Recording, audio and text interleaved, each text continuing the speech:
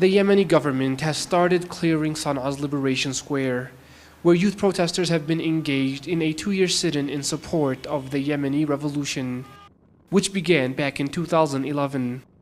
Many of those who refuse to leave the tents they've erected are members of the Houthi movement and independent youth.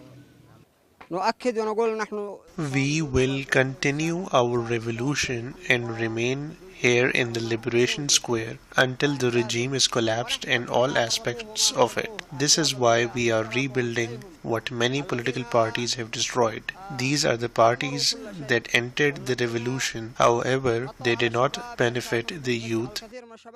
After the massacre which occurred on the Friday of Dignity, during the early stages of the revolution, political factions from all across the country declared their opposition to Saleh's regime and joined the youth protesters in the Liberation Square.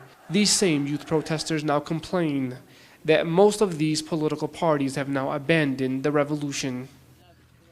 Many of those parties who joined the uprising just joined for the sake of their own personal interest.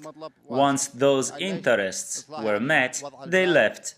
However, the Houthis and many other Yemenis vow to continue because we are not satisfied with the changes so far, which have only increased the cost of living and sold our country's independence.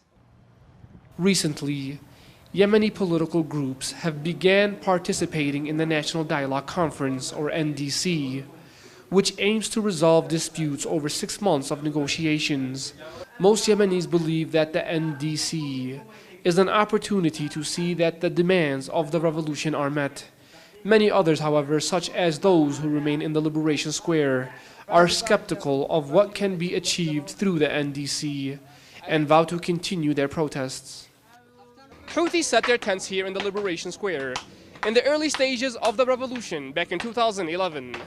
Since then, many political groups have abandoned the square after the ouster of former ruler Ali Abdullah Saleh from power. However, members of the Houthi movement say they will remain here until their demands are met. Yusuf Maudi, Press TV, Sana'a.